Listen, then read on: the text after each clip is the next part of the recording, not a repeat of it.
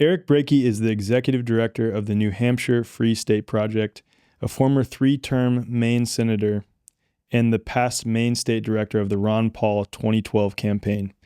He is known as the author of Maine's constitutional carry law and an advocate for libertarians winning for office within the GOP. So I want to open this by sharing a quote that comes from Jason Sorens, and I want to sort of discuss this quote first. And this comes from his announcement of the Free State Project over 20 years ago. Partisan politics has clearly failed. Libertarian presidential candidates consistently fail to break the 1% to 2% barrier, while no libertarian candidate has ever won an election for federal office. What is the chance that the libertarian presidential candidate will ever get 5% of the vote in the next say 20 years? Virtually zero. I bet the farm on that. And what is the chance that libertarians will take over the presidency, the Supreme Court, Congress, and enact their entire program? One would have to be utterly delusional to consider the possibility so long as the U.S. political system exists in its current form. And again, that comes from Jason Sorens nearly 20 years ago. So thank you for being here, man. I'd love to, start with your thoughts on that. Well, it's been 20 years, and I think that so far he's been proven right. I mean, there have been real flashpoints of opportunity. Certainly the Ron Paul presidential campaigns of 2008 and 2012, I think, were high moments for the libertarian movement. But even there, we weren't able to break through the grip of the Republican establishment on that nominating process. And even if Ron Paul had gotten elected president in 2012, when he had the best opportunity to, he would have been still dealing with a completely captured Congress, one captured by special interests and the military-industrial complex. And I think that we spend so much time focusing on what happens in Washington, D.C., and pitting our hopes and dreams on this election cycle. It's going to be different and everything's going to change.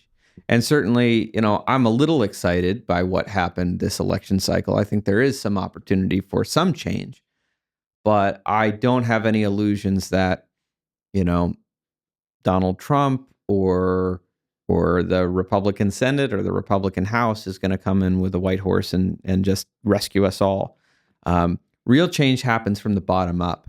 And particularly when I think that we've seen in Congress that, speaking as someone who's run for Congress twice, democracy on the federal level has become more of an illusion, right? It's become more of a toy steering wheel you hand to a child in the car to make them think that they're driving, when really the major policy decisions are being made by those who nobody ever voted for, have no accountability towards the electorate, and our Congress spends a lot of their time naming post offices, right? The things that don't actually matter. Now, maybe we've finally reached a boiling point where, with Elon Musk and Vivek Ramaswamy leading the Department of Government Efficiency, maybe with Tulsi Gabbard going into as the Director of National Intelligence, Matt Gaetz as Attorney General. I mean, these are all figures who I think are, to some degree, seem genuinely interested in a disruption of the status quo. Maybe there's some reason for optimism. But if we are not doing the work that we need to do to shore things up in our own communities back home, I think we're ultimately missing the real opportunity. And of course, the Free State Project is based on that idea. I think, as you read, that libertarians, and I use that word in a very big tent general sense. Anyone who loves liberty loves, I think, the principles outlined in our founding documents, particularly the Declaration of Independence. These are the ideas that our country was founded on, but they are ideas that have become increasingly scarce in the general electorate over the course of the last several centuries. And so libertarians maybe account for 3 to 5% of the electorate in any given community around the country. And, if you were to count everyone up around the country, there are millions of us, But scattered as we are in California and Texas and, wherever you may find yourself, there are not enough of us in this diaspora to have a real impact on affecting the politics and the culture around us. So the Free State Project was this idea of, what if you gathered up the diaspora? What if you invited libertarians from all across the country, and in some cases the world, to concentrate in one place? And what happens then when we aren't a minority, but we are concentrated? And so that is the kernel of the idea of the Free State Project. And over the last 20 years, New Hampshire was picked as the state for a number of reasons. It's a small population state, 1.3 million people. So, let's say 20,000 people moved to New Hampshire. That has a big impact versus everyone moved to Texas or California. You're a drop in the ocean. But of course, New Hampshire was also already a fairly libertarian state. And, the state motto is live free or die. There's been a strong ethic, a libertarian ethic there ever since the American Revolution and leading up to that has never fully died, even as New England itself has, I think, lost touch with that spirit of 1776. It's still alive in New Hampshire. So over the course of the last 20 years, people have moved. Estimates range from, 7 to 10,000 people have moved over the last 20 years, averaging, really, if you average it out, it's almost like one a day. And this has resulted in not just political victories. Those are the easiest things to measure, right? We can see that free staters and libertarians account for almost a quarter now of all the elected seats in the state legislatures, that the New Hampshire Senate and the New Hampshire House. I think I can say pretty definitively that makes them the most libertarian political bodies in the world. Maybe outside of Liberland. Yeah, I've been there. I've been to Liberland. All right, I haven't been to Liberland yet. I guess maybe we'll have to see how we can if we can find some objective metrics there. Right. And we've gotten many kind of political victories out of that. School choice. There's no income tax, no sales tax. Constitutional carry, even defend the guard, which you and I were talking about before we started recording. I'm sure we'll talk about more. But even more than that, beyond the political victories, and this is a harder thing to measure, this is something that more has to be experienced when you come to New Hampshire, is that there are strong libertarian communities around the state in a way that you don't see anywhere else in the country. I mean, libertarian community in the country, you think about like people on Twitter, right? Right. When we're scattered, you don't really get to form real in-person community. But in New Hampshire, there are libertarian hiking groups, libertarian theater groups, libertarian basketball groups, libertarian, and there are also people who sit around and talk about cryptocurrency and political issues, right? But it's not just that. It's being able to be in community with people who you share common core values with. But you don't need to just sit around obsessing about politics. I mean, once you've kind of got the political challenges taken care of, there's so much more to life than politics. Amen. Well said.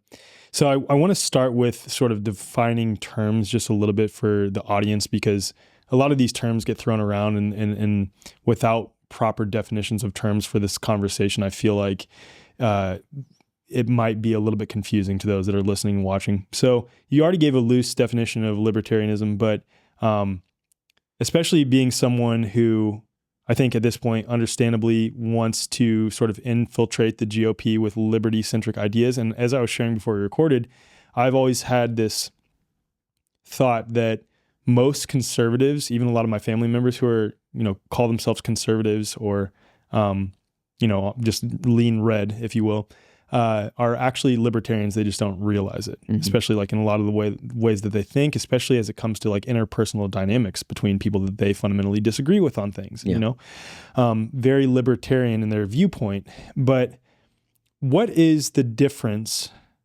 And you don't have to give like an official definition here, but just as best you can, between libertarianism and conservatism. Well, first of all, I would say that the core principle, the core axiom of libertarianism is the non-aggression principle, which is, as Matt Kibbe, I think, very eloquently just boiled it down, don't hurt people and don't take their stuff. And don't think that because we dress up government actions in magic words like taxation and war, that distinguishes it from theft and mass murder, right? If I can't hurt people and I can't take their stuff, then what right do I have to appoint an agent of the state to do it for me? If I can't lock my neighbor up in my basement because he's smoking cannabis and I don't like it, then why do I have the right to appoint an agent to take him and put him in a cage, right? Your agent can't have any more authority than the person who appointed them their agent. So as far as kind of distinguishing between libertarianism and conservatism, I tend to find that conservatism is a word that means a lot of different things to a lot of different people. Right. And so when someone says that they're a conservative, I say, okay, what is it that you want to conserve? Let's be specific here. Because you can be a religious conservative, you want to conserve kind of biblical Christian values, things like that, and there's place for that. I know many libertarians who are religious conservatives, as long as they recognize that we don't use the state to impose our religious values on people beyond protecting life, liberty, and property.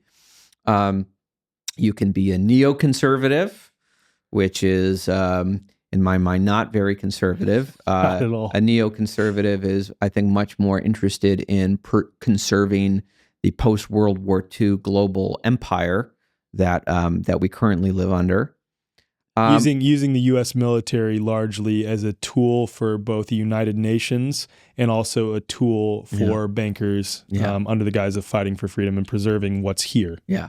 Right. But I would say that the real American conservative tradition, I think, is a lot of, identify a lot with what we saw during the Tea Party years, right?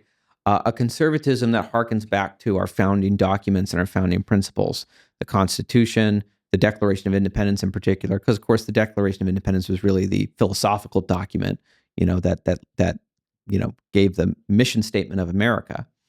And if you are a conservative in that sense, if you are a conservative who wants to conserve the Constitution, the principles of the Constitution, limited government, federalism, if you want to conserve the principles of the Declaration of Independence, I would say you are a kind of libertarian, whether you know it or not, because those are libertarian documents. They espouse libertarian principles. I mean, in the days of our founders, we might have called them classical liberals. Today, we call it libertarianism. And I think sometimes people get confused with this word too, when they hear like someone is a conservative in the context of some other country, right? I mean, a conservative in the United Kingdom is very different than a conservative in the American tradition, right? A conservative in the United Kingdom, I mean, their traditions are monarchical, right? Or a conservative in Iraq, is conserving a very different kind of governmental tradition than we have. So what we call conservative really depends on. You really need to ask, okay, we're conserving a tradition. What is that tradition? Right. Yeah, I really appreciate that definition, especially the line, the sort of demarcation, and I think really bifurcation that is continuing to split, really highlighting the difference between neoconservatism, that is very apparent, these sort of war hawk, like warmongering people, versus what I would call libertarians that don't know they're libertarians that say they're conservatives, essentially. That I think those are the two large groups that I see, and I know that there's nuances between the two. So the other definition that I want to establish before we continue on is in your mind the difference between voluntarism / agorism and libertarianism, if there is one.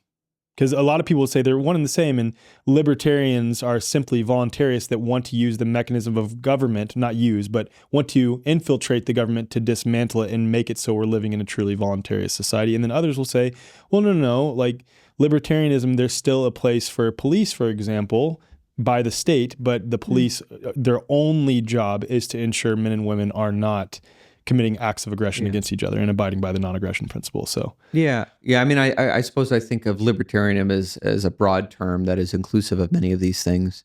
And so, right, as you mentioned, there are libertarians who are more, call them minarchists, right? People who believe in a minimal state, but still they believe that there needs to be a state with a monopoly on violence. Might call a night watchman state. I think many of the more maybe voluntarist or anarcho-capitalist members of the libertarian movement would suggest that, you know, it's nice that you start with that minimal state, but we look at the trajectory of what state power does, and it never stays that way, right? That's what the anti-federalists were talking about. Yeah. Boy, you read back some of the arguments at the ratifying conventions from, I think it was Patrick Henry. Yeah. And I remember reading a biography on James Madison, kind of going into it. And of course, like I'm thinking, like as I'm reading this, I'm thinking like I'm rooting for the proponents of the Constitution because I love the Constitution, at least compared to where we are now.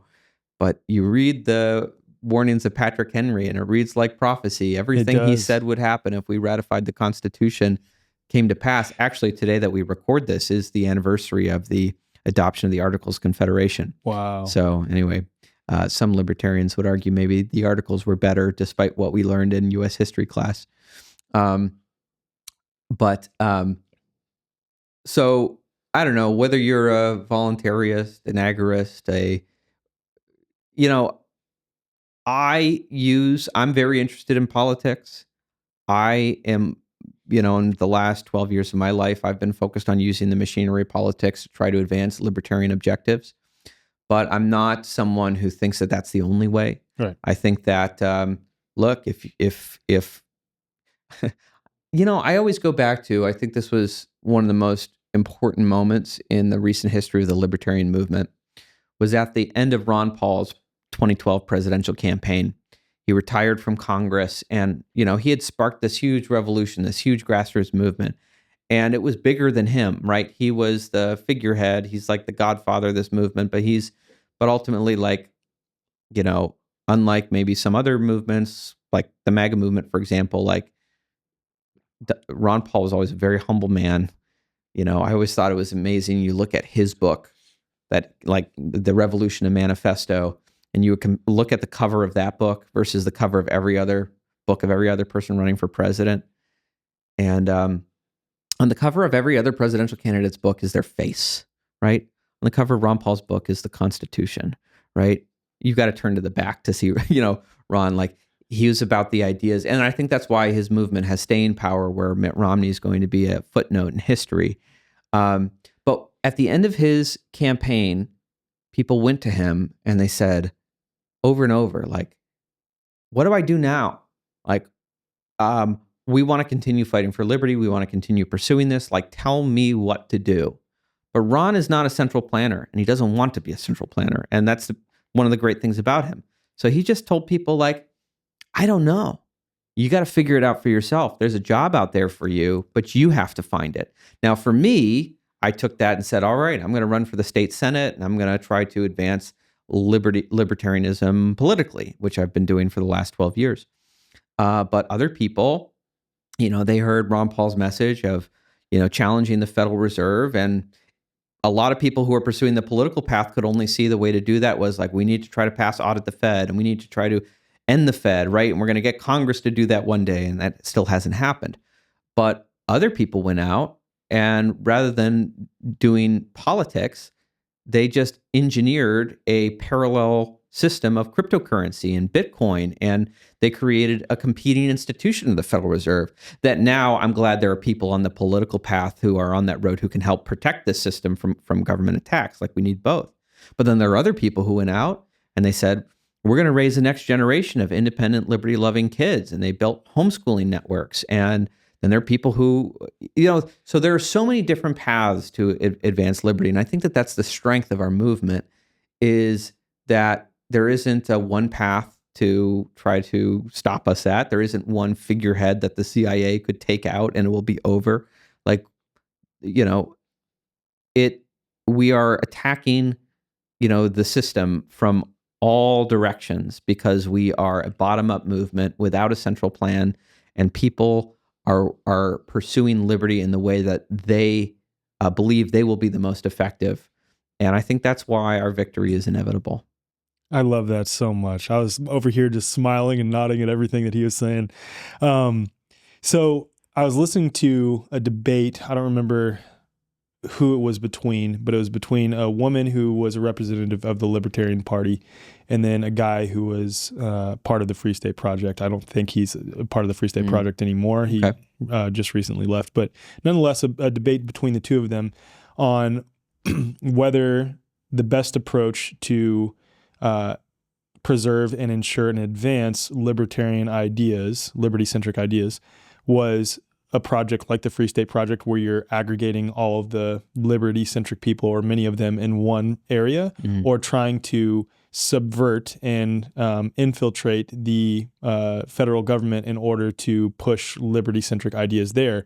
And after listening to the two of them debate, I'm like, maybe this was a topic that they just wanted to debate on for whatever reason, but why does it have to be an either or approach? Why can't it be a both? And likewise, I will say this. I'm a voluntarist through and through, and like I'm fully in agreement with what the anti-federalists were talking about, with even to some degree, if libertarianism is able to infiltrate the federal government to some degree, how do we know that that isn't going to be reversed at some point? Or how do we know that that mechanism of government isn't going to evolve to then be wielded in terms of its power and so-called authority to do the very same evil acts and the tyrannical acts that it has been doing for, the past few centuries? So I have come to a softer position. I won't say softer. I'm still very principled, but you heard in the conversation between Derek Brose and I that I had in episode 128 that I am not going to sit here and say that there is not a place for doing that, for infiltrating the federal government. With that being said, I think that if we're focusing all of our attention on that, or becoming so emotionally and financially and forming entire ideologies around that, I think that's a losing battle. I think it has to, or the majority of our focus has to be at the state and, lower levels than the state. It has to be at that level.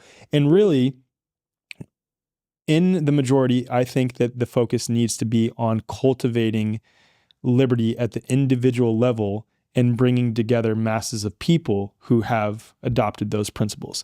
And so the question I want to pose to you, because I actually don't know the answer to this, is using the tyranny from 2020 through 2023, 2024 as an example, what was it like in New Hampshire, given that there were so many people, irrespective of the political happenings, right, federally and on the state level?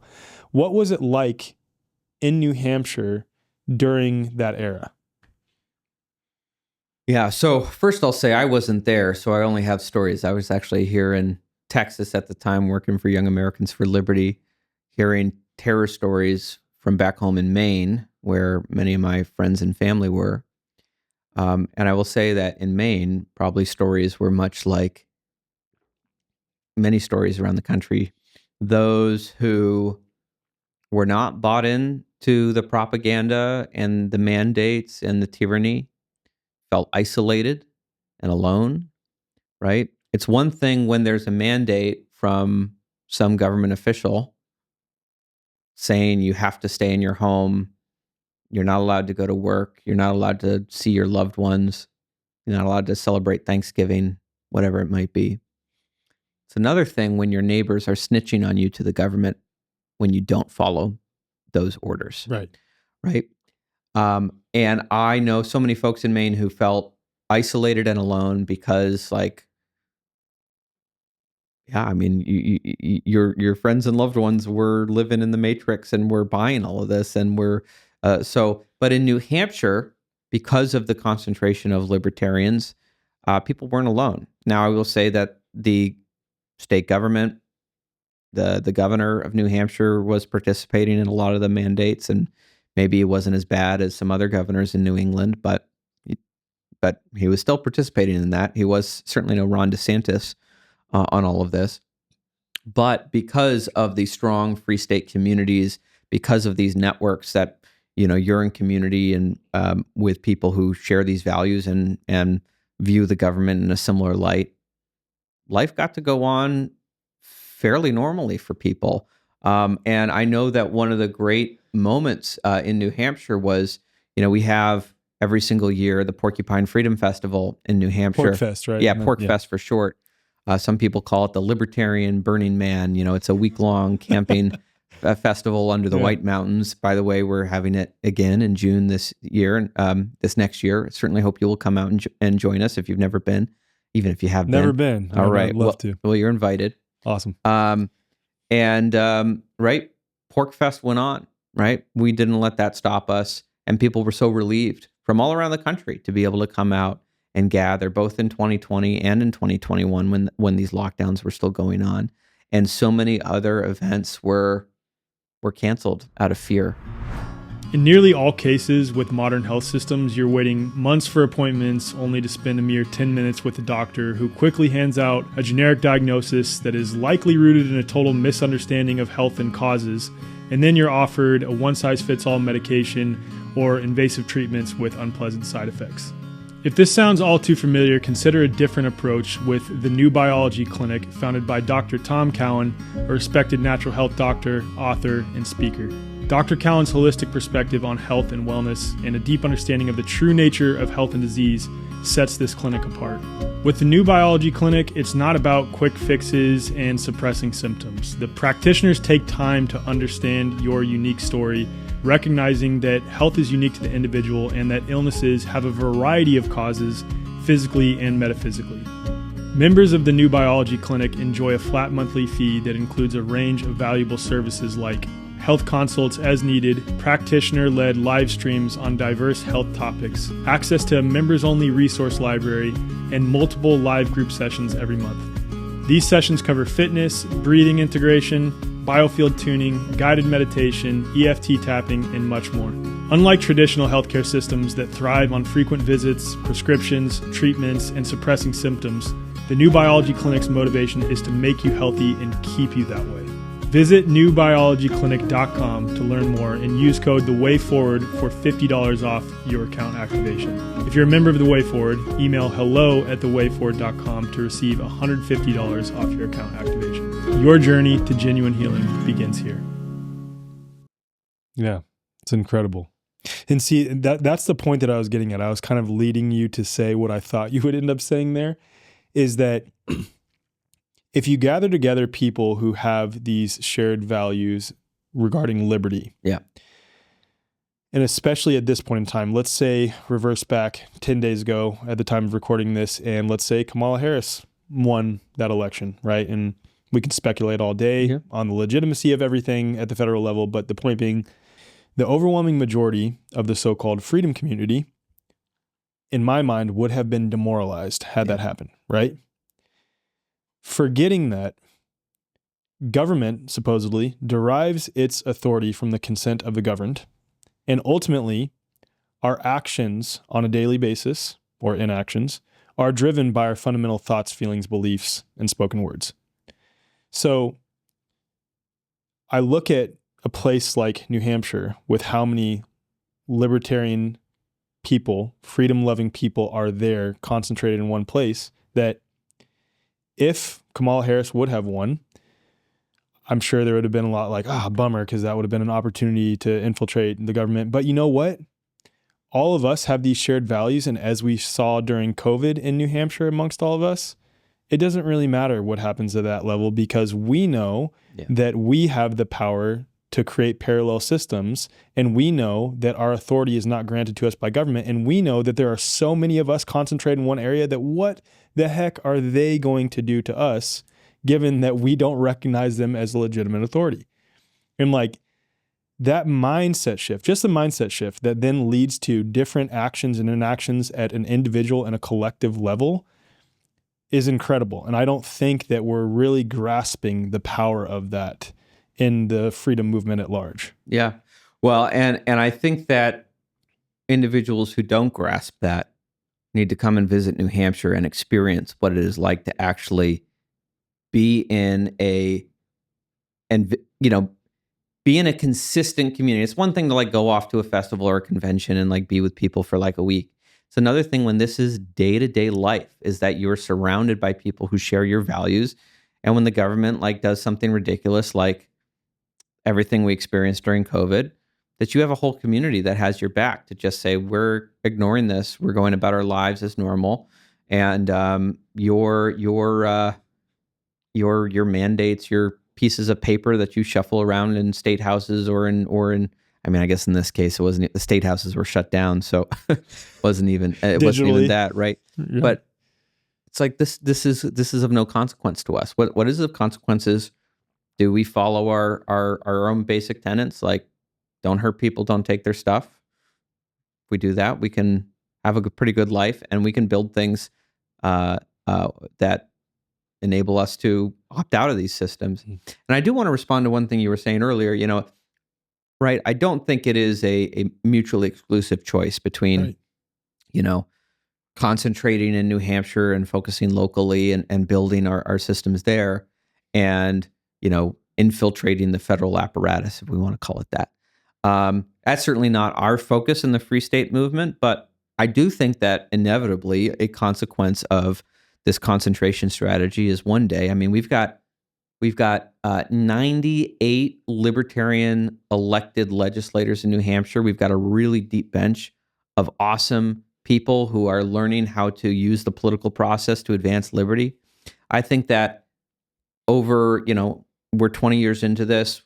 We were like one of the biggest, most powerful ideological factions in the state legislature. That hasn't trickled up yet to federal representation from New Hampshire, right? We've got Democrat U.S. senators. We've got Democrat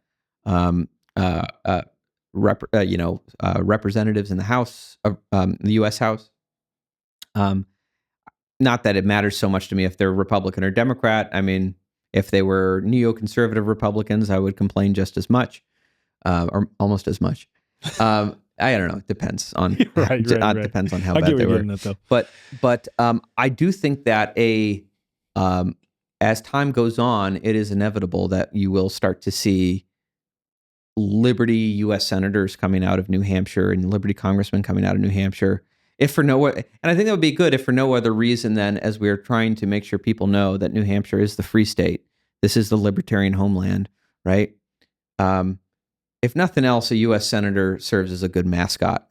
Well, that's the point, is at least to raise awareness. Like what we see right now with RFK, Trump saying that he's going to nominate him as the head of HHS. Like, even if that doesn't come to fruition, just talking about it, just bringing those ideas up now creates a ripple effect where there's discussions about raw milk openly. There's discussions about vaccines openly. There's discussions about all these things openly in the mainstream where they weren't on the table before. So at the very least, having that happen would be incredible. Yeah. And of course, when you think what's the most socialist state in America, people tend to think of Vermont. Why? Because Bernie Sanders is the senator from Vermont. And it's also worth noting that Vermont was not always the most socialist state in America. It used to be the most conservative state in America.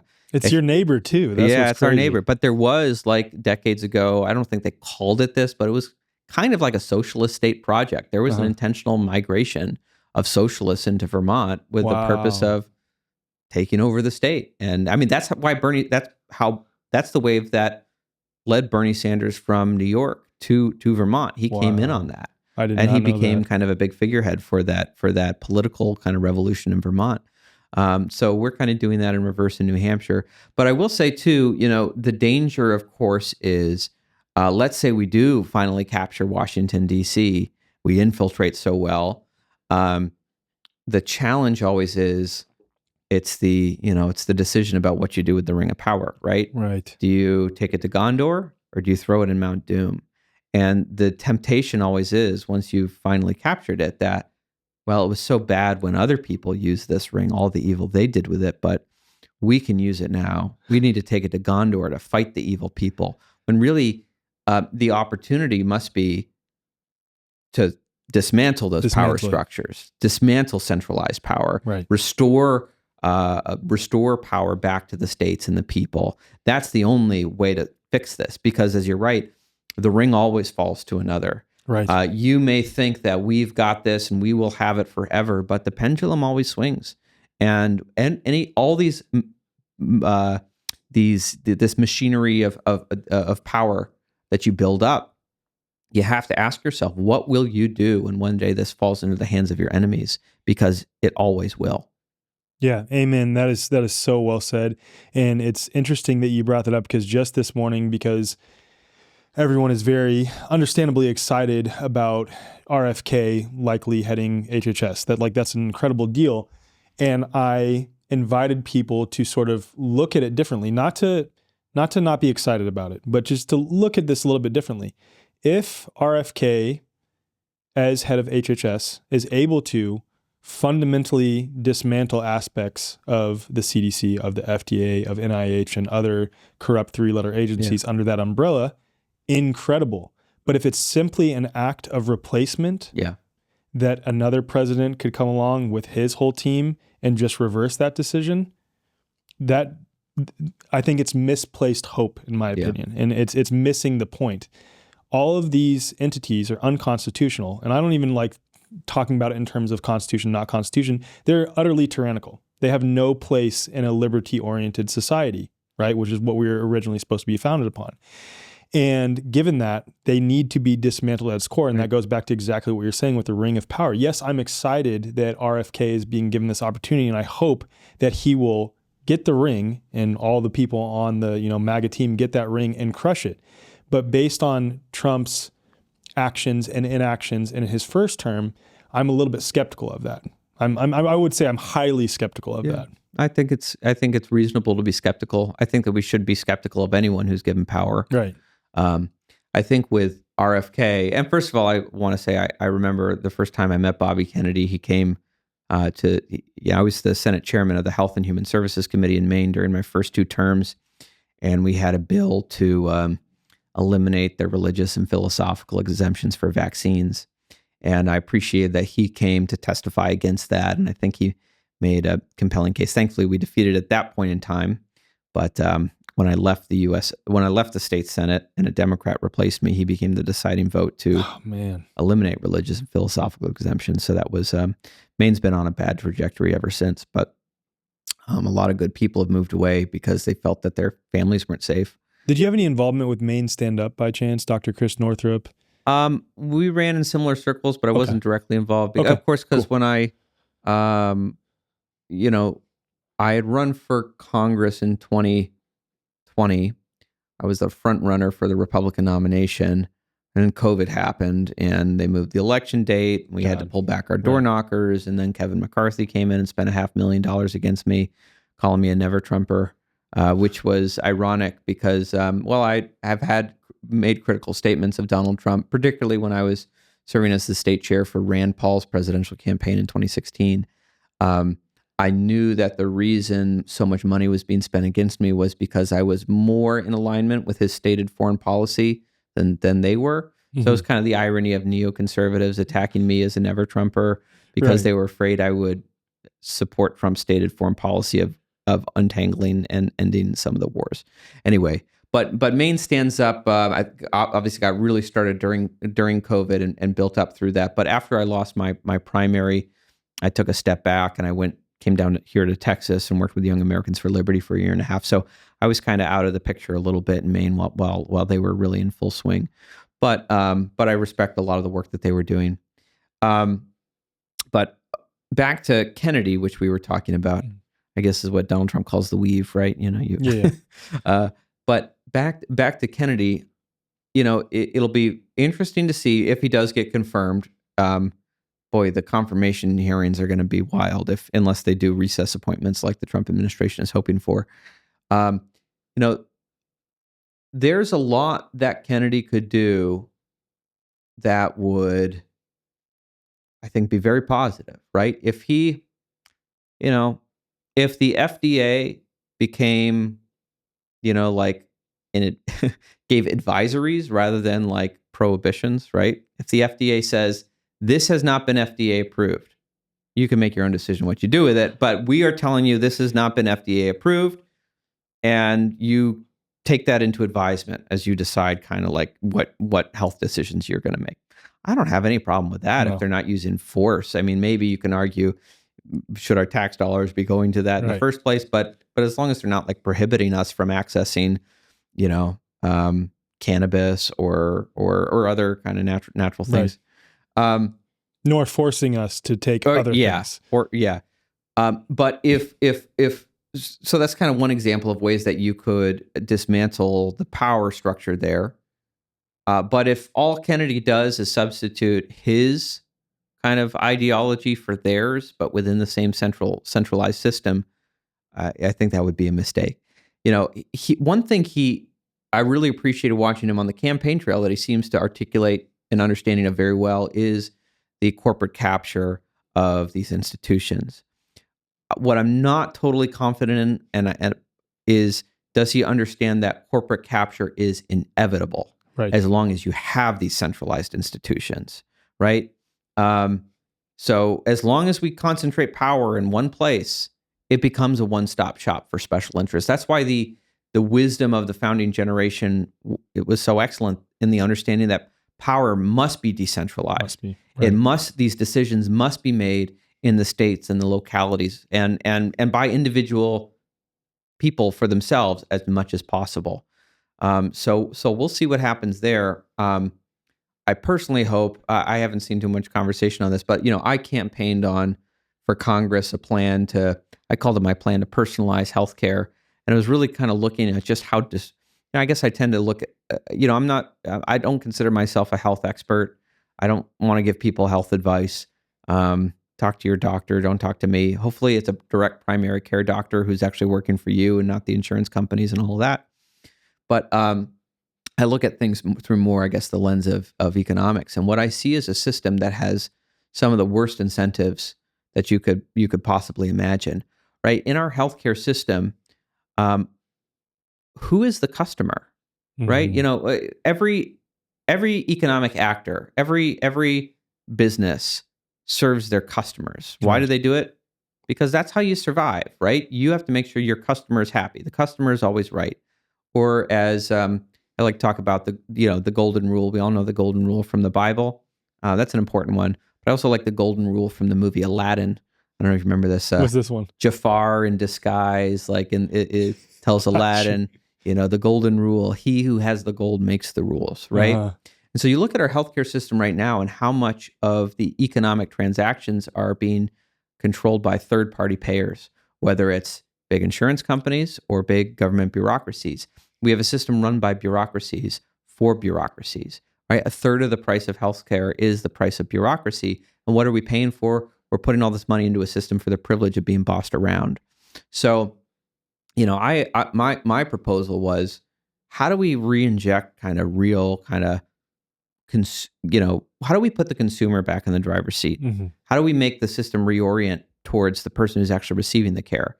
Milton Friedman talks about the worst kind of economic decisions are those that are made by someone who has no stake in the quality of the outcome or the price of what goes into it. And that's kind of where we are with these third-party payers.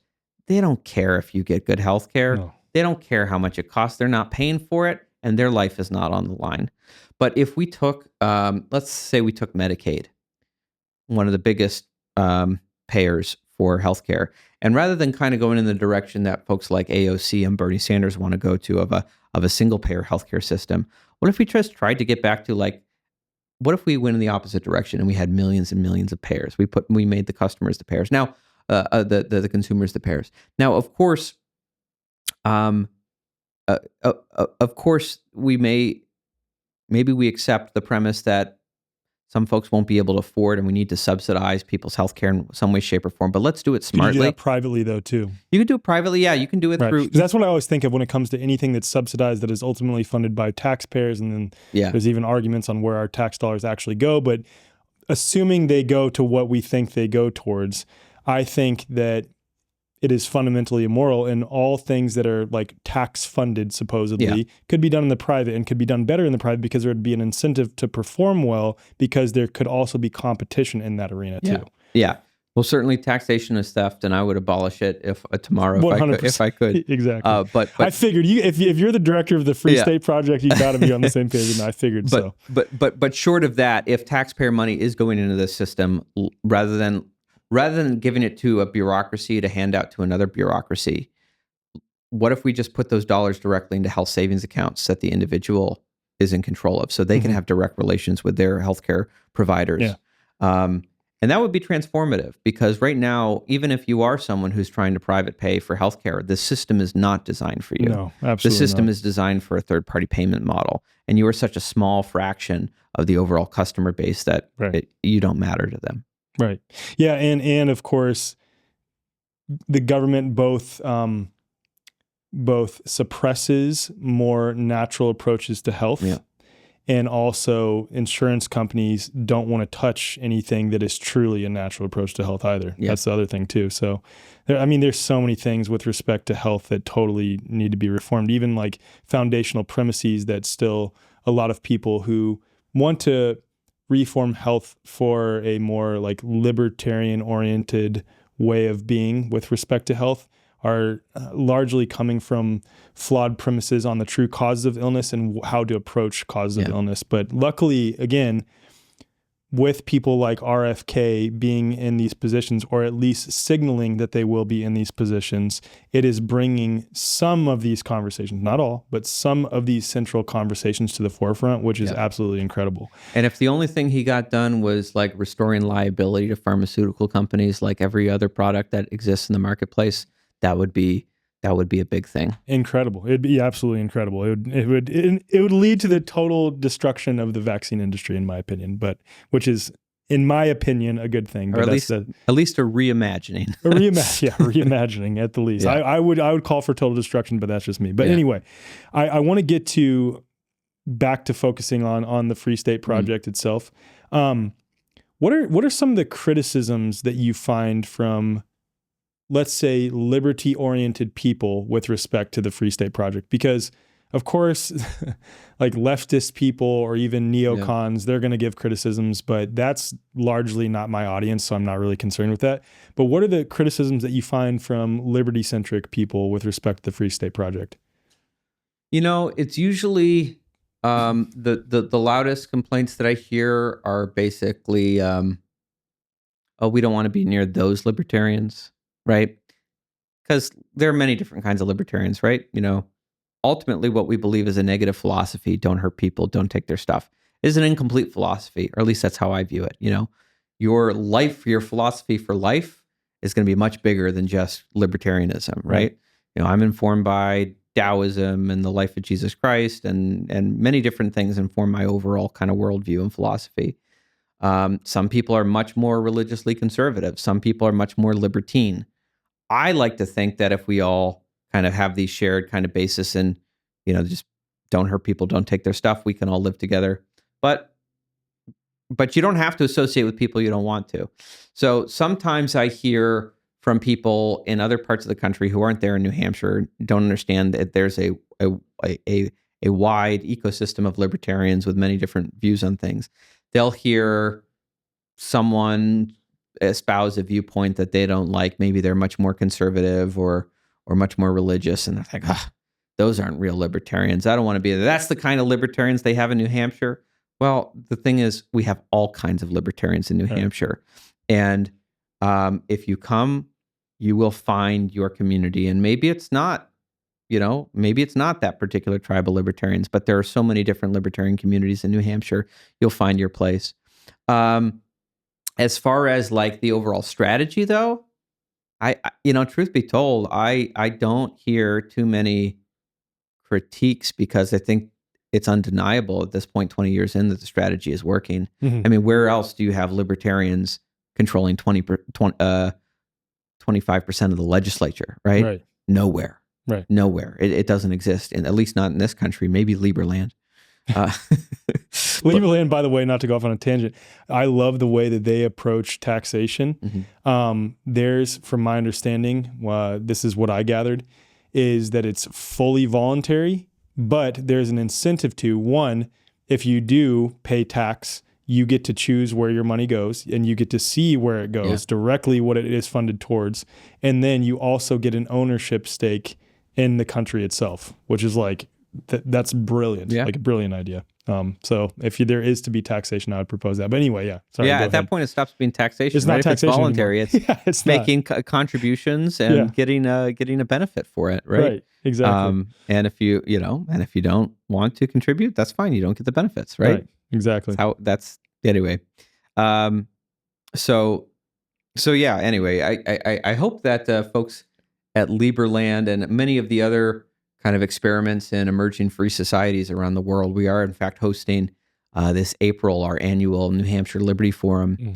And this is we're asking people to come and present on the challenges that emerge when you are kind of have an emerging free society, and potential solutions for overcoming those challenges. So I think that we can learn a lot from these experiments in building free societies around the world. I think that New Hampshire is the most successful experiment, but there's a lot we can all learn from each other. And by the way, I did mention PorcFest. Everyone's welcome to join us for that. But if you're more academically focused and you're more interested in just kind of the realm of ideas, we say that the Porcupine Freedom Festival is an opportunity to experience what a free society is like for a week.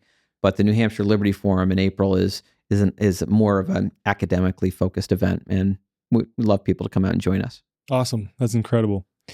So you bring up some of the challenges in emerging free societies, and a lot of the things that I hear as what I consider to be valid criticisms of, like, how do you orient societal structure? How do you account for like natural hierarchy, if you will, versus the state? How do you order society? How do you still have leadership involvement? How do you manage disputes between people? How do you manage and deal with someone who is committing a crime? As the director of the Free State Project, I know that you're not directly involved with the political happenings necessarily, but I'm sure you've thought about these ideas being in your position. So what would you say is the general, and I'm sure that it varies largely, but the general sentiments on some of these challenges amongst people in New Hampshire? And I'm sure you guys are having a lot of talks on things like this as well and discussions, but yeah, just kind of throwing that at you, your thoughts on all that. Yeah, well, I mean, certainly, I suppose depending on the day, personally, I oscillate between, I guess, being an anarcho-capitalist and a minarchist. I guess it depends on when you catch me. Certainly during my time in the Maine Senate, I've voted for kind of enforcement of laws when those are crimes against life, liberty, or property. So I figure if we have a state, it's fair for us to have, have punishment for crimes where people's rights are actually violated, right? Not victimless crimes, right? Not where the crime is, not where the victim is society, right? Or the government. Yes, particularly not the government, right? That's always hilarious when I see that someone tries to make an argument. Well, the victim in that case was the government. You defrauded the government, or you didn't give money to the government. I'm like, that is insane. Yeah. There's no actual person that is a victim there. It's like saying, yeah, you defrauded the mafia. How dare you? It's insane. Literally insane. Yeah. When someone is accused of tax fraud and failing to pay their taxes, it's like, okay, someone tried to avoid the highway robber. Shame on them. Right. They didn't want their money going to bomb brown people in foreign countries for no reason other than to pad the pockets of military-industrial complex companies. But yeah, I mean, so as from a minarchist perspective, there's a role for the state there. If you were to go full anarcho-capitalist, I certainly. I don't know that I could articulate incredibly well the ideas because it's been so long since I read the book, but Murray Rothbard wrote a great book. Actually, I got it at my first PorcFest in 2012, 12 years ago. It was called For a New Liberty, in which he really kind of engages in the thought experiment of how do you handle certain functions that we say that only the state can handle, right? How do you handle defense against foreign adversaries? How do you handle crime and punishment? So that's a great resource to look at. I think oftentimes he kind of comes back to, voluntary insurance companies can in fact provide a lot of the services that we think government provides because they're in the business of managing risk. Right. Like even to the degree that even outside of insurance, but more assuring protection, if you will. Mm-hmm. One of the things that a good friend of mine proposed in his book, and I know other people along this school of thought have thought about this, but my friend Mark Gober in his book, An End to Upside Down Liberty, he talks about how, for example, policing could be done fully in the private, where local police stations and police officers overwhelmingly don't have an incentive to perform well. And that's not to say that they're not well-intentioned people. I'm not saying that there are not well-intentioned people who are police officers, but they don't have an incentive to perform well because there's no competition. And overwhelmingly, they end up being a lot of the times corrupt to some degree, right? There's a spectrum there, obviously. Mm-hmm. But if you were to put those functions of a police officer into the private, then any man or woman would not be extorted through taxation to have to pay for that service that they don't actually want. Maybe you have an arsenal of guns, or maybe you live in a safe area and you're like, you know what, I don't really feel the need for any protection to that degree. Yeah. I'm just going to rely on my neighbors if I need to, if something bad happens. Or maybe you pay for a more minimal protection plan, Right. From a private, based security agency, if you will. And you get together with your group of friends in your area and you're like, hey, we want to pay for this service. Would you come patrol our neighborhood once a week? And certainly in that scenario, if there's competition, certainly the private security company that's busting down people's doors and shooting people willy-nilly, I don't think people are going to hire that company, right? Exactly. It's your reputation, in a system like that matters a great deal. And so the market forces can really offer a check on some of the worst things that people often complain about with our current kind of police systems. Even the fight against civil asset forfeiture, it's there've been years in this country in recent years where, through civil asset forfeiture, basically police officers taking property from people without having to convict the property owner of a crime, that police agencies have stolen more money from people than actual overall non-police theft in this country. Which is crazy. So again, not to cast a shadow on all police officers, I would much rather have people in these systems who love the Constitution and understand kind of individual freedom and individual rights than anyone else, than other people in those roles. So, I know many constitutionalists who go in those roles because they do feel a deep sense of duty to do those roles absolutely correctly and appropriately. But certainly the incentive structure does not always lead to good outcomes. Yeah. So well said. Another thing that kind of relates to that, and I want to touch on this a little bit, and I want to get into some other topics related to Free State Project and its day-to-day happenings and where you see this going. You had brought up off camera the Defend the Guard legislation that you proposed, and this relates largely to what we're talking about when it comes to protection, and especially the dare I say, nefarious ways of the federal government to manipulate what was originally intended against itself and no longer do what was originally intended with state militias as an example. Yeah. So what is the Defend the Guard legislation? What's the purpose of it? Yeah. So Defend the Guard is a state-based effort to fight the war machine. And I guess let me start by saying, maybe I'll share a little personal story first. When I was younger, before I was a libertarian, before I realized Ron Paul was right about everything and got pulled out of the matrix, I really watched a lot of Fox News. I really believed everything that Bill O'Reilly and Sean Hannity told me, particularly about the war in Afghanistan and the war in Iraq. And I remember being a high school student arguing with my liberal friends and being so adamant, and I kind of internalized all this war propaganda into my identity and my sense of self, and it was very hard for me to admit that I had been wrong about that. I think, like a lot of Americans who are on the right, I think it's taken people time to unwind and realize the lies we had been told, particularly because things were so emotionally charged after 9/11. We were attacked. Our leaders told us that it was because Britney Spears wouldn't wear a burqa. They hated us for our freedoms.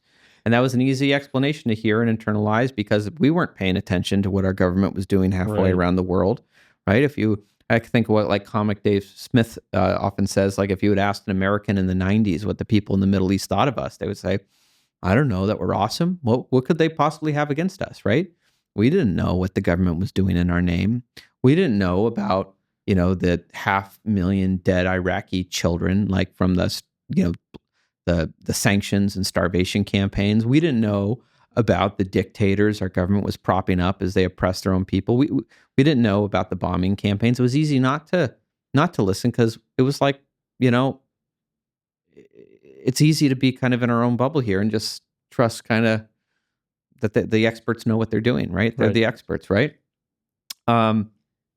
So for me, that was hard to let go of. And once I finally like saw through it, it became the hardest thing for me to forgive what the neoconservatives did to our country, and what they did to, I think, the good people of this country, right?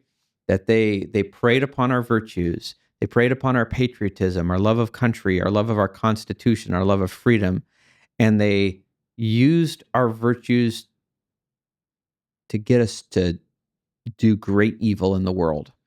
They turned some of the bravest, most like freedom-loving Americans who signed up for the military to go and fight for their country and fight for our Constitution, and they turned them into stormtroopers to go and invade countries that never attacked us, that whether it was Iraq or Syria or the starvation campaigns in Yemen.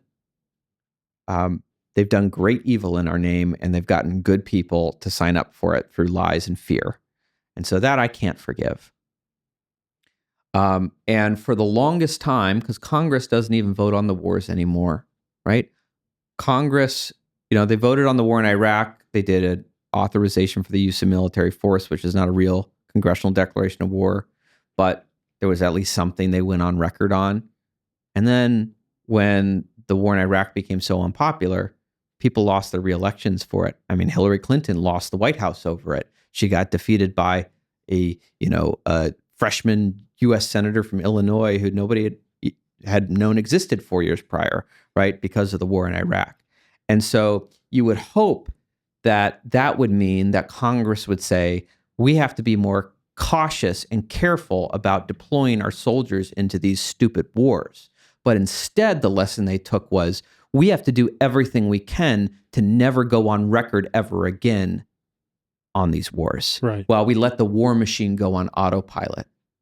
And for the last 20 years, the anti-war movement has tried to get Congress to do their job, and they refuse to do it. They don't want to go on record, but they want to keep cashing checks from the military-industrial complex as they let the wars go on. And so Defend the Guard is a recognition that fixing this in Washington, D.C. is unlikely, but there are things we can pursue in the state capitals where we can make a difference. Now, in the U.S. Constitution, what we call the National Guard today, in the Constitution, it's called the militia, right? The state militias. And the federal government can call up the state militias for three purposes: to suppress insurrection, repel invasion, or enforce the laws of the Union. So you look at, say, the occupation of Syria that's taken place for the last decade, right? Barack Obama actually, as president, initially was going to go to Congress to get authorization, but the outroar from the American public about another regime change war was so huge that Congress wasn't willing to vote for it. And so the authorization never happened. And so they just put in our soldiers anyway. And we've been occupying this country for 10 years now. And was it to suppress an insurrection? Like literally the mission there was to foment an insurrection to try to overthrow the Assad government. Was it to repel an invasion? Well, we were the invasion, right? We weren't repelling it. Was it to enforce the law of the Union? I mean, there's no congressional declaration of war. And further, even if you were to point to like the 2001 AUMF about the war in Afghanistan, which they do to try to justify all of these things, right? that was in response to an attack on our country by Al-Qaeda. And we literally went into Syria and we allied with Al-Qaeda forces against the Assad government. And that's what led to the rise of ISIS. So there's no legal argument I can piece together for how this is authorized and our National Guardsmen are being used in this purpose. And it's important to understand that our National Guardsmen account for about 50% of the troops that have been on the ground in these wars of the last 2 decades. So if it's not to suppress an insurrection, repel an invasion, or enforce the law of a law of the Union, then that means the states have the absolute authority to call home their National Guardsmen from these wars. They could only be over there with the consent of the states. Therefore, if we withdraw our consent, then they come home. Yeah, it's like it's based on tacit agreement essentially right now. Yes. And so the New Hampshire House of Representatives became the very first lower chamber in the country to pass Defend the Guard legislation. We're having a little bit more difficulty in the Senate, but we are pushing forward on that. What is the pushback that you receive in the Senate? Well, it's the same pushback that... is it like neocon pushback? Yeah, I would argue, yes, it comes from a similar place. So, as the lead sponsor on Defend the Guard in the Maine Senate this past year and working it through the chambers over there, I think, it's the same argument wherever you go.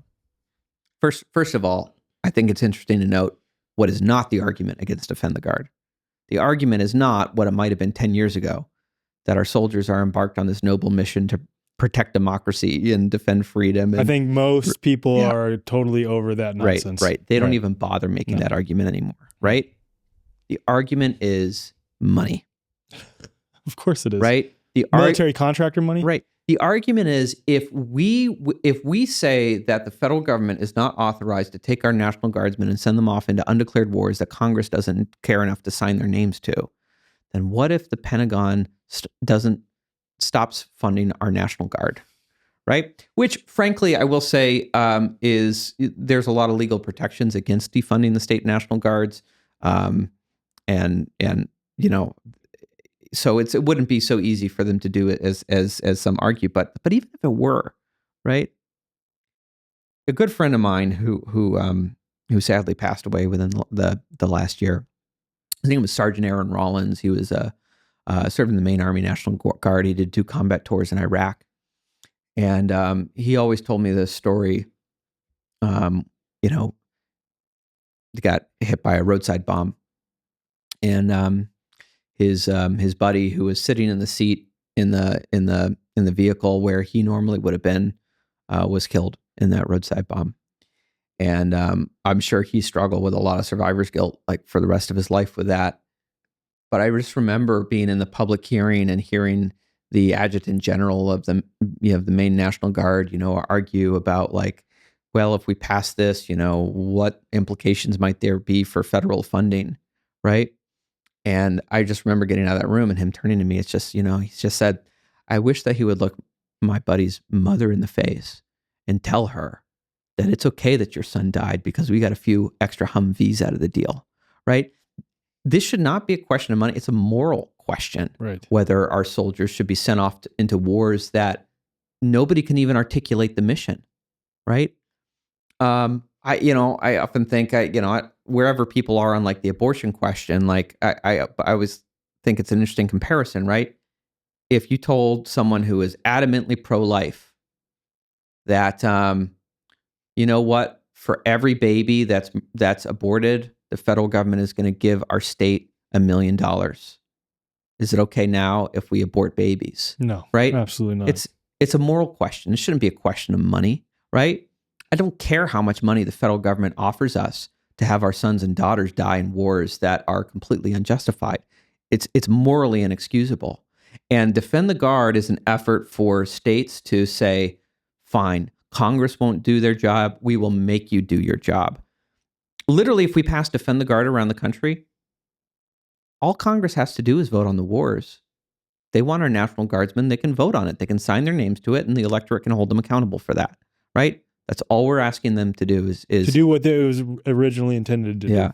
And one thing I do appreciate is, in some of the appointments that are coming from the Trump administration, I could quibble with people on certain things, but the new Secretary of Defense is on the record or at least the guy that Trump has appointed for Secretary of Defense. I guess he's got to get through the process.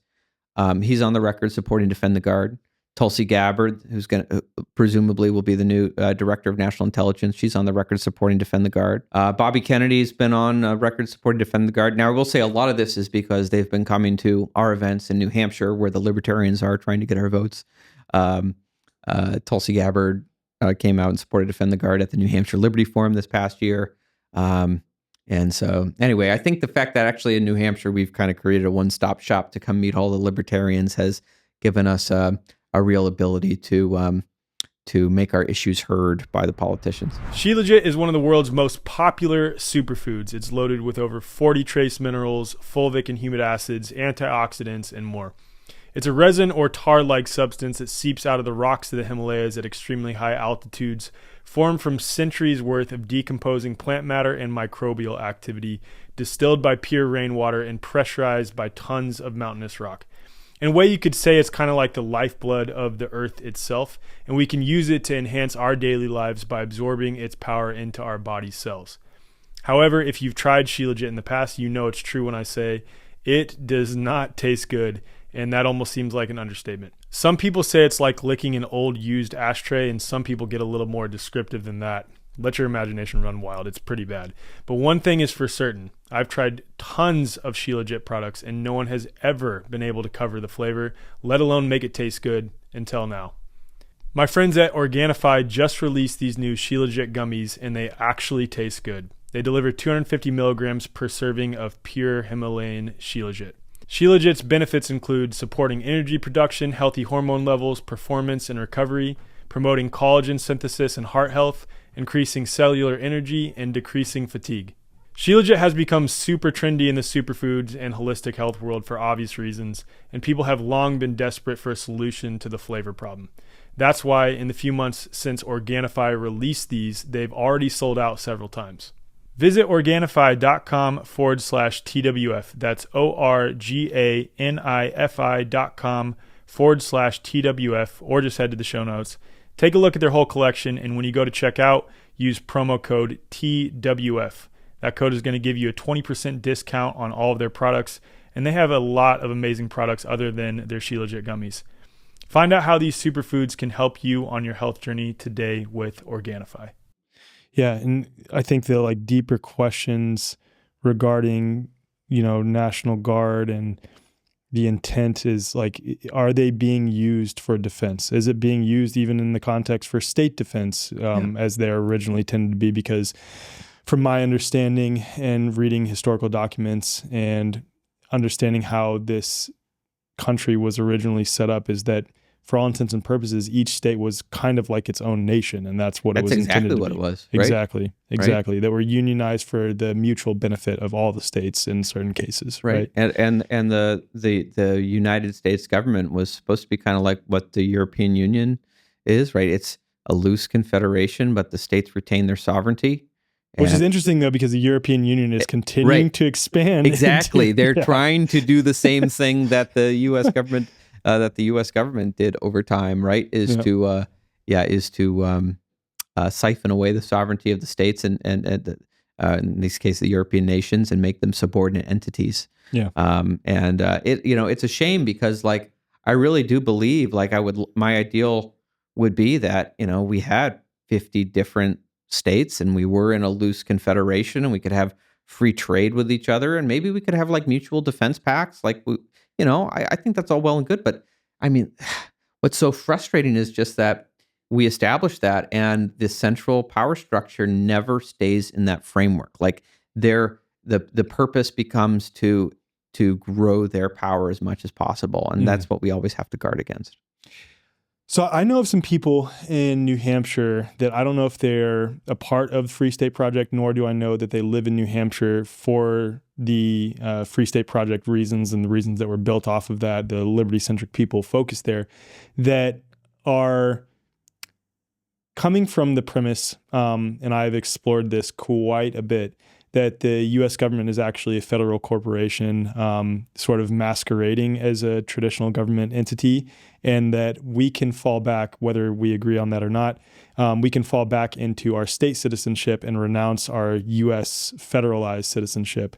Do you know of anyone in New Hampshire that is doing this or advocating for this, or like at the least positioning like, hey, this federal system is becoming increasingly tyrannical. We need to really pull back into states' rights and focusing on the individual state. Yeah, I mean, I'm not familiar with people using that as kind of a legal argument. I mean, you could try to argue it in court. The question is, the federal court's going to recognize that, right? But I do think that the structure of our Constitution, even though we have so lost sight of the kind of the limitations on federal power and all of this, I do think that the structure of the Constitution, there's still kind of a basic federalist hardware, as the software has changed, right, into a more nationalist and now globalist kind of software. The hardware is still a decentralized federal union. And so there are aspects to our Constitution that we can utilize if we have people in the state legislatures who are willing to exercise state power. So I believe very much in the 10th Amendment and nullification as a strategy, right? Rather than going to Washington, D.C. and begging them to change their policies, just through our state legislatures, let's pass laws and just say, we don't recognize your authority in this policy area. Article 1, Section 8 does not give you, to pick an example, does not give you the authority to prohibit a plant called cannabis, and we are going to do our own thing. And I think states have successfully nullified federal cannabis prohibition, right?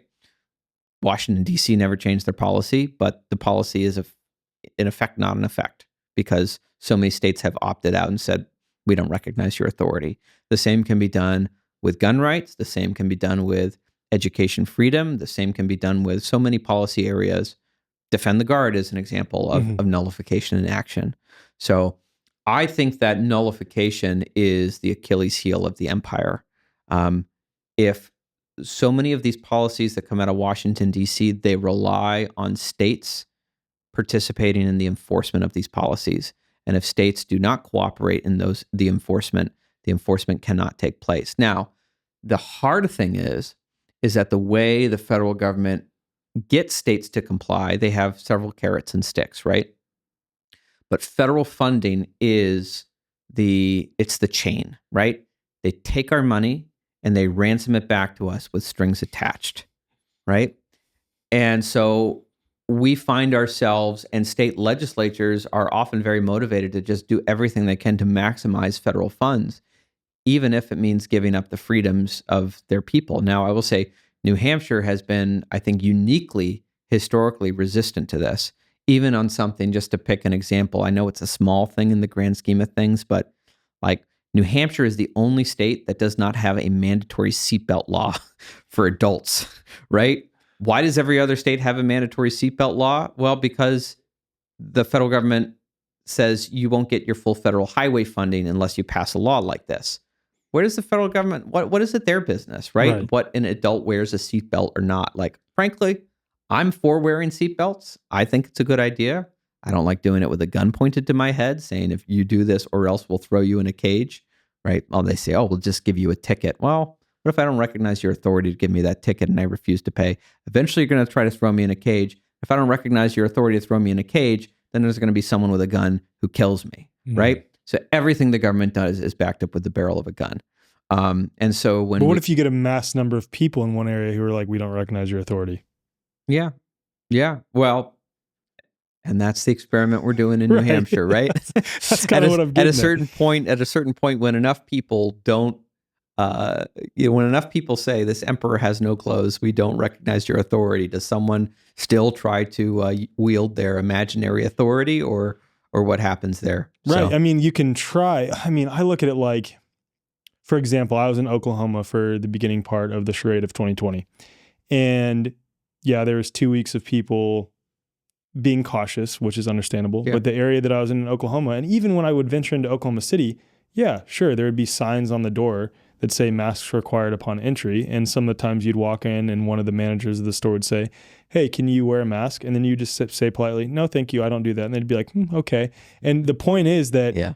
both there were enough people who are of the same mindset that this is all nonsense, and whether, again, they realize it or not, very libertarian oriented ideals that were just like, I'm not going to tell you what to do so long as you don't tell me what to do and try to impose it upon me. And that's how everyone was operating. And when you get enough people in that area, I mean, I never had run-ins with police officers in Oklahoma, but I would imagine that they're like, look, dude, we can't really do anything about this because the people don't recognize this. It wasn't amazing. I don't know if you had this experience, but I remember having this experience. Like, you go into a place, everyone's wearing a mask. Maybe you're the one person who isn't wearing a mask. And then other people's masks start coming off. Yes. Right? It's like people think that they're alone, right? And so they conform. Yeah. But when they see that other people are not going by that script, they feel empowered to opt out as well. Yeah, and I think that's the mass effect that you're creating with the Free State Project. And so, correct me if I'm wrong on this then. Although the Free State Project does not expressly state that you are going, you are not expressly involved in political dealings, there is sort of an implied infiltration, if you will, and that's my words, of the state and the sort of local government and state governments, while also really advocating for liberty-centric ideas and getting liberty-centric people to come to New Hampshire in sort of like a twofold approach. I think the way I would say it is, so first of all, the Free State Project is a 501c3 nonprofit organization. By the way, if anyone's interested, that means your donations are tax deductible at fsp.org. But as such, we cannot legally participate in direct legislative advocacy or in political campaigns. That's not our role. But our role is to get people from A to B. We want you to come from wherever you are, California or New York or Massachusetts or wherever you are, that you are being oppressed in one of the tyrannical 49 or the authoritarian 49, we call it in New Hampshire. We get you from there to come to join us in New Hampshire. And then you are free to go and build liberty however you want to build liberty. We don't centrally plan the Free State movement, right? The movement is its own thing. We're like the bus station, right? We help brand the state. We recruit folks. We help them kind of get settled and kind of integrated with the community. But then that's on them, right? And the great thing is, over the course of the last 20 years, people have built fantastic institutions that do a lot of these other things. So we have in New Hampshire a great organization called the New Hampshire Liberty Alliance. They're a 501c4, which does a lot more kind of direct kind of legislative advocacy, and it's volunteer run. Like those who want to get involved there, that's a great organization. People get involved to kind of affect the legislature. You have the Americans for Prosperity chapter there, which is basically run by libertarians, and they do a lot of the direct election work. So we kind of have many different organizations that serve many different roles as distinct legal entities. And the movement is bigger than any one of them. And of course, there are also many people who, getting involved politically isn't their thing. We certainly hope that they will vote for libertarian candidates when they run for office. But some people just want to go and they just want to build their homestead, right? They want to, they're building homeschool networks. There's more anarchist, agorist type people. Yeah. And I hope that they vote and that they support those who do kind of decide to more directly participate politically. But again, there's no one path to liberty. Right. You can come and build the kind of and advocate and build towards liberty in the way that you think best. I'm not going to bark at you with a bullhorn and tell you how to do it. But but if you want to come and get involved politically and run for office, and I've got 12 years of experience with that, I'm always happy to give advice. Awesome. So I have some questions related to any sort of corruption, red tape, bureaucracy that you saw in government yourself as state senator, but I'm going to set that aside for a second. And I want to first talk about what life is like for people who are of this mindset, who are under the umbrella of the Free State Project And I think the first part to that question, though, is there one central location within New Hampshire that everyone is sort of moving to? Is there any towns? I've heard Grafton might be one of the locations that was attempted or is currently still being attempted to be like the town that a lot of people are moving to. I think we generally think in terms of regions. Okay. And I wouldn't say that there's like one town or another that's like the Free State city or Free State town. Um, but there are, I think, kind of naturally, like, people oftentimes move to areas where there is a stronger kind of free stater presence. Manchester, which is the biggest city in New Hampshire, there's a lot of free staters there. In fact, a free stater just got elected, or a libertarian just got elected as the state senator of Manchester. Manchester, by the way, is really changing. I mean, it's the biggest city in New Hampshire, and it's electing libertarian Republicans. Um, which Anyway, considering the Democratic gubernatorial candidate in New Hampshire was the mayor of Manchester, and then just running for governor lost Manchester to the Republican candidate, there's a sea change happening, and it's kind of more evident every single election cycle. But Manchester is a great place. We have the first kind of Liberty Clubhouse called the Quill is right there in Manchester. It's a great hub of activity for community events, and but that became a model that many other have replicated in other areas of the state. We have different clubhouses. I live in the Seacoast area in the city of Dover. We have a clubhouse called the Shell. Actually, Robbie the Fire Bernstein was just doing stand-up comedy there. If you know him, Dave Smith's co-host on Part of the Problem. Mm-hmm. But there's different feels in different communities. We have in Keene, New Hampshire, there's a strong free stater presence, but I think that community is very distinct. They consider themselves, I think, much more kind of radical, anarchist, libertarians. They've done some really interesting activism over the years, including I remember they were protesting the local police department getting a Bearcat tank. Wow. They had a great slogan, "Thanks, but no tanks." But they also were doing for a while, they invented this practice called Robin Hooding, where they would go around, they would follow the meter maids. And put in money. Right. Anytime the meter maid was about to give someone a ticket, they come and just put a quarter in the in the thing to so give them more time, and then leave a little note like, "You've been saved by a Robin Hood from the King John." I love that. But there's also I just took a tour of, we call the North Country in New Hampshire, which is beautiful region, much more rural, mountainous. In October, it's beautiful leaf season, but that's where I think that's where a lot more families and maybe more conservatarian, more conservative libertarians go to. There, if you're already married and have kids and you want a more rural lifestyle, there's a lot of homesteads up there. Cool. Great community. So whatever kind of you're looking for, there's a community for you in New Hampshire. Wow, awesome.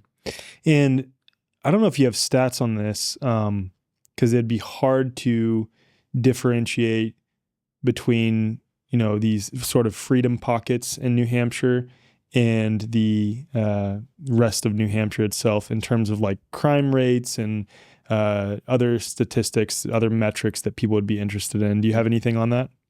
Well, I would say that New Hampshire consistently ranks at the top or near the top on many different things. Believe New Hampshire was just ranked the #1 safest state in America, which used to be my home state of Maine until they started passing gun control in Maine. This is my point too, because I was just in Australia a couple weeks ago, and at this event that I was speaking at, there's several people that I was having conversations with, and it's such a foreign concept to them to be able to have an AR-15 or something like this, or be able to open carry, or even conceal carry. And I expressed to them that being in Texas, where there isn't many strict gun laws, that I actually feel safer knowing that, and I would say this is largely the same sentiments in New Hampshire and other places too, that, okay, I know that no idiot is going to try to rob me or any of my neighbors because we all have guns, or we could have guns. So because of that, there's sort of this mutual respect, and also I wouldn't want to mess with him. I wouldn't want to try to infringe upon him because he might have a way to defend himself. And Is that largely the sentiments you share in New Hampshire? Yeah, an armed society is a polite society, right? And I think that the libertarian observation is a recognition that prohibition generally does not work. Mm-hmm. Whether it's you're prohibiting drugs or you're prohibiting guns, there will always be, under prohibition regimes, the opportunity for black markets and for organized crime to come in, to provide firearms and provide drugs that people want, because there's always going to be a demand for them. But the challenge is, right, particularly with gun prohibition, the only people you're effectively prohibiting from having guns are people with respect for the law, because nobody who's planning to rob a bank is going to say, boy, it's a shame I don't have the right paperwork for this gun. They already don't have the right paperwork to rob a bank. I don't think we have paperwork for that. So government is great at providing us with the illusion of safety. And for a lot of people, that illusion is very comfortable, but that doesn't mean that you're actually safer. Right. All right. So I want to go back to what I had meant to bring up a little bit ago, I touched on, was the sort of corruption, bureaucracy, red tape that you experience in the political sphere, being both a state senator in Maine, but then also having run for Congress as well. So can you share like any stories of some of that you were exposed to, especially when it comes to lobbying interests? That's what really... Yeah. Well, I would just say that I think the political system works, just not how they tell you that it works, right? So there's the conventional wisdom in terms of how you have an effect on the political system. As a legislator or a lobbyist or an activist, and that general conventional wisdom goes like this. Everything is relationship oriented. And so you want to make friends with the politicians and the decision makers and develop a good rapport with them so that they will hopefully vote the way that you want them to vote. You got to have positive relationships. And that works in certain circumstances, right? If you're trying to get like a little tweak here on a regulation that's things not generally controversial and there's no real like pushback against it, that kind of, we call that access-based lobbying, that can work. But if you're trying to get your freedoms back, there's usually a very entrenched interest group on the other side. And that is where it doesn't matter how good a friend you are to the politicians or how much they like you. And remember that politicians are professional, nice people. So they're usually nice. They're good at getting people to like them. They will still stab you in the back and not do what you want them to do because, I always go back to something that Morton Blackwell said, who was the founder of the organization called the Leadership Institute. And he said, we can try as we might and wait for the day that all of the right people who believe all of the right things are elected into majorities in Congress or the state legislature, and then they will do the right thing because in their heart of hearts, they know it's the right thing to do. Sounds pretty naive, though, right? There's a self-selection problem. Usually the people who run for office are the people who love power because the people who love liberty run for the hills, right? That's our natural instinct.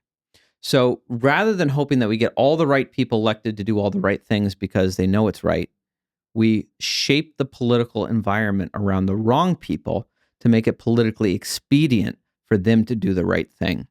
So when I sponsored constitutional carry in the state of Maine and we got it passed, we became one of the first states in the country to pass constitutional carry, the only state to ever get it passed through a Democrat-controlled chamber to this day. It wasn't because I asked the politicians nicely. It was because I went to their voters and their constituents, and I organized and mobilized them to call, to email, to put pressure on their representatives and their senators to vote for constitutional carry, because otherwise they would face a very difficult reelection. And so you had many legislators who maybe they didn't think constitutional carry was a great idea, maybe they didn't trust people with their freedoms back, but they voted for it out of political self-preservation.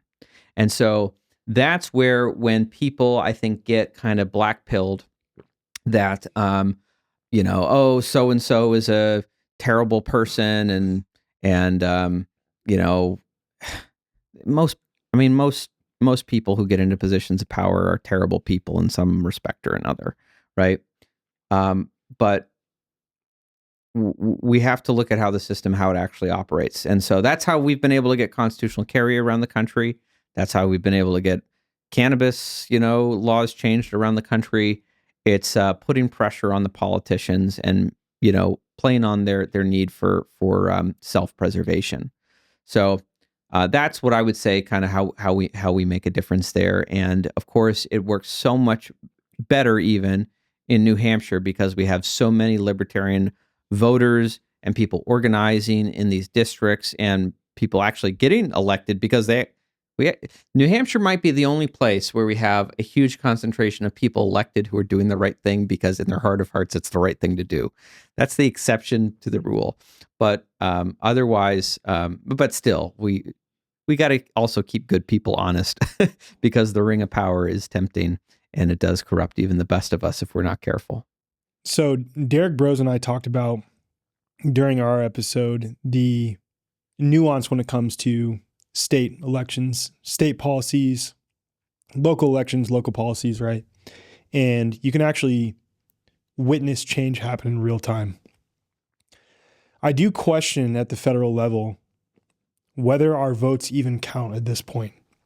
And I know a lot of people question the election integrity from the 2016, really the 2020 election, right? But I question all of them when it comes to elections going all the way back. And I guess what I'm getting at here is what I appreciate about what you do is that you're not telling people what to do or what not to do when it comes to federal stuff, but you are fully acknowledging that at the federal level, Washington has become totally corrupt to the core. And sure, engage in that if you want to, but what matters is here. And I sort of look at this even though it is within the political sphere, it's much more close to home and it directly involves people. And you can see change demonstrated at that level. So I still look at it as grassroots to its core because it involves people in that area,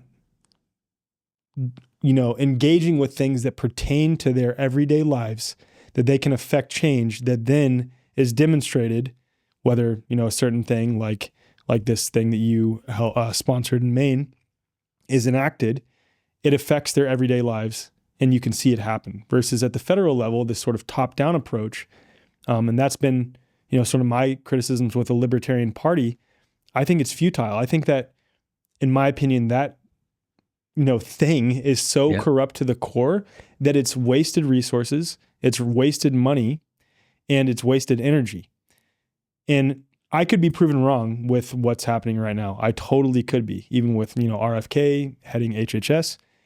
But even if I am proven wrong, I always come back to the power is in the people, especially when you get a group of people who are truly liberty-oriented and gather them together in one place, like with the Free State Project in New Hampshire, that what happens there, I won't say is totally inconsequential, but it is largely inconsequential because these people in this area are like, we don't recognize any of that nonsense anyway. And ultimately, if you try to say that we need to do this, we're not going to do it. Yeah. We're literally just not going to do it. It doesn't matter what you say.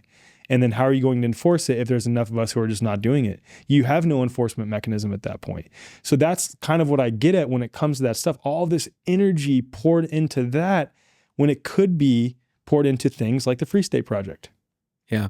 Well, and I will say, in defense of the Libertarian Party, I do think that they've recently been more effective than they have been at any point in their history in terms of using the leverage they have of this block of swing voters to extract concessions from the wrong people, right?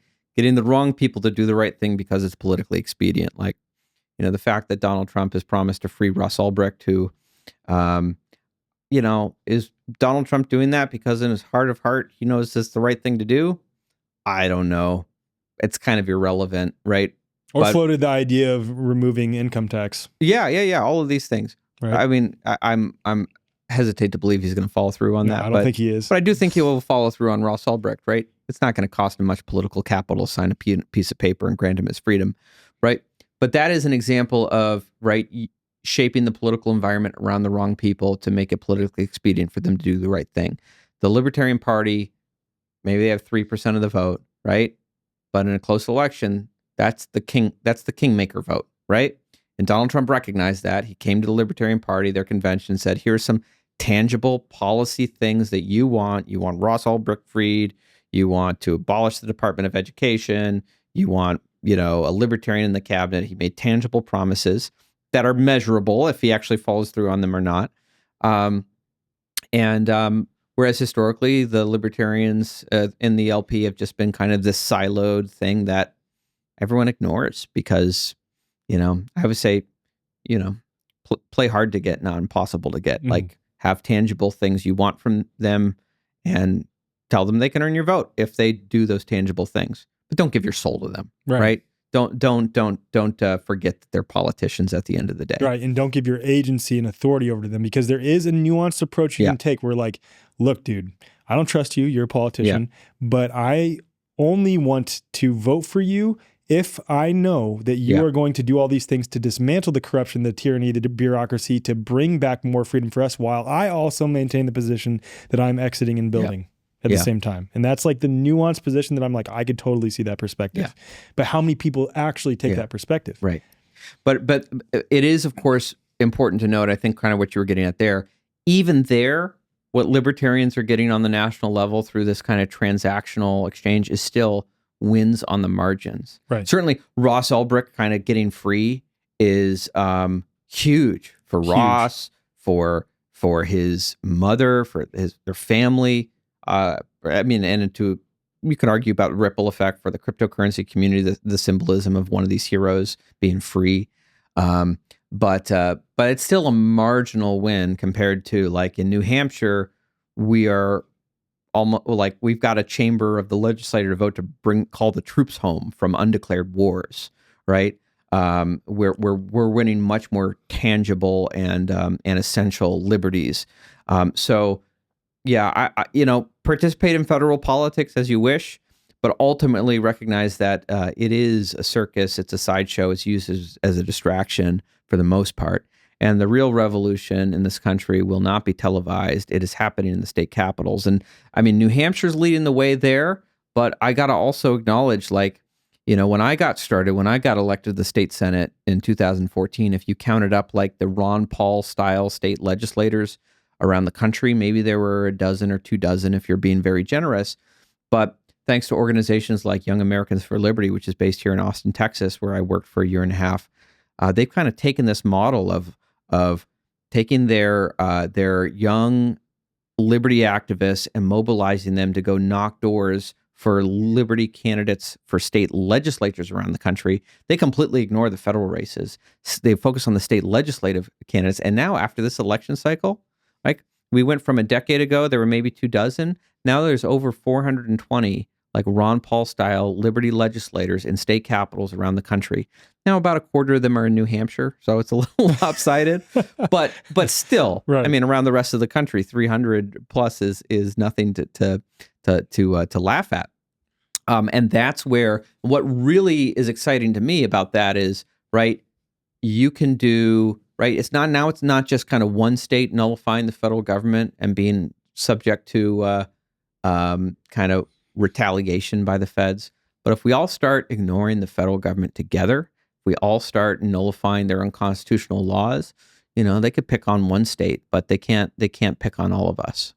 This is such an important point too, because this brings me to my next question. Obviously, as the director of the Free State Project, you want people to come out to New Hampshire. You want people to come experience what it's like to live amongst liberty-oriented people en masse. Of course, like, why wouldn't you? I guess, what is your position on those who are like, look, dude, I don't want to move to New Hampshire? Like, what is your message to those people? I would say the Washington machine is not going to be defeated inside the imperial city. It's going to be defeated inside the state capitals.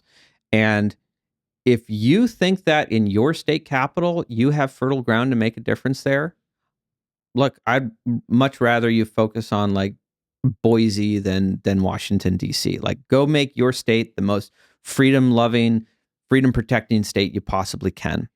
And certainly, I think that the work that I did in Maine was not in vain. I'm very proud of the work I did over the course of the last decade. I'm, just because it wasn't in New Hampshire doesn't mean it wasn't worthwhile. So yeah, go fight for freedom in your state. But if you find that your state is not fertile ground for freedom and liberty, if you live in New York State, which is literally on the Freedom in the 50 States Index, New Hampshire is ranked number 1 for freedom in America. New York is ranked number 50.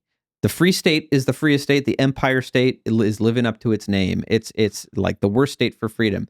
If you find yourself in one of those states where you can't make a difference, no matter how hard you fight, the tyrants are going to win, then if you can, come and visit, see what's happening in New Hampshire. And if you possibly can, come and join us. We would love to have you. We're building a liberty homeland for everyone who yearns to breathe free. And we need more people. The more people who come, the more inevitable and sustaining this victory will be. Beautiful. As a last question, where do you see the Free State Project and thus the state of New Hampshire? Where do you see it in 5 years? Well, it's hard to predict the future, especially because we aren't centrally planning anything. What's your ideal 5 years from now? I think that I'd love to see, I think New Hampshire's on the verge of becoming the first right-to-work state in New England. I think you're going to see expanded school choice.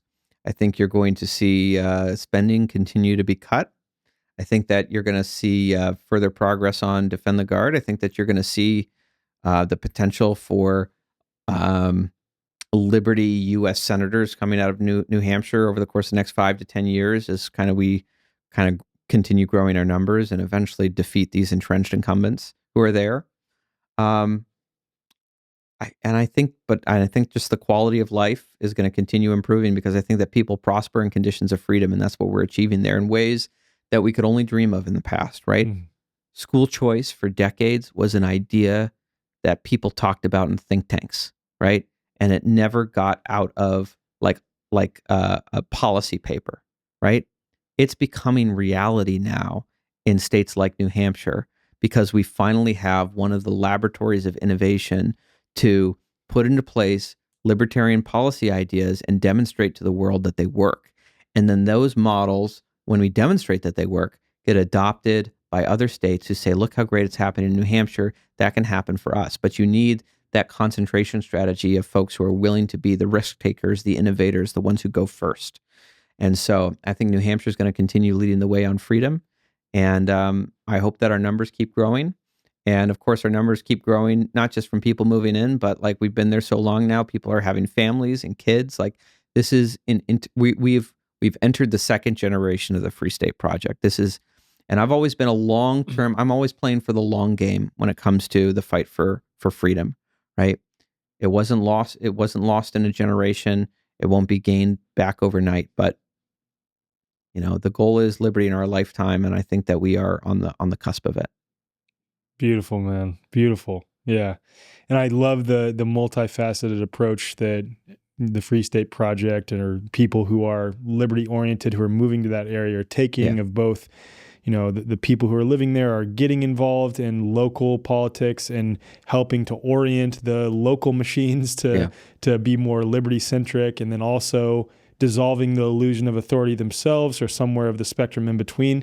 And that's like the nuanced position that I have come to, is understanding, like I said, that local elections might matter, and that state elections might matter, and you might be able to affect change. And that's not to say there isn't still red tape and bureaucracy there too, but we can do both. Like for me, I like to say I'm a principled voluntarist, and I cannot, for me personally, imagine wielding the machine of a government even against or towards what I want, but I could see where there's nuance and why people would want to, and I can see how it affects positive change in real life, and it's really making me reconsider that approach. Now, at the federal level again, dude, nonsense, total nonsense. But at the state and local level, it really does matter to a large degree. And I think it has to be a multifaceted approach, though, of, okay, doing that, but also dissolving the illusion of authority and also doing my part to exit and build at the same time. And I think that New Hampshire is an incredible example of that. And man, with what you shared about how New Hampshire was, especially in these freedom pockets during COVID, it really just reinforces that idea that it doesn't matter what the machine does. It does not matter as long as you get liberty-oriented people in the same space who are of the same mindset, who are wanting to push forth freedom ideals. It doesn't matter what the machine does. And I will tell people who are watching or listening, the number one thing I would ask you to do is go to our website, fsp.org, and you can click on our community calendar, and you will see for yourself that almost every single day in New Hampshire, there is some kind of liberty community event taking place, whether it's a libertarian hiking group or a cryptocurrency meetup or women getting together for a knitting club or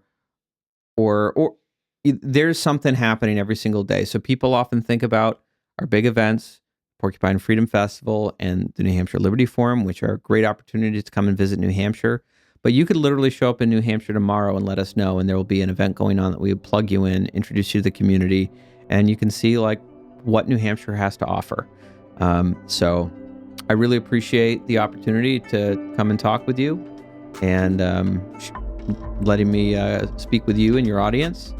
And I hope we will get you to maybe come and join us for Pork Fest. I love that. And the same goes for your audience.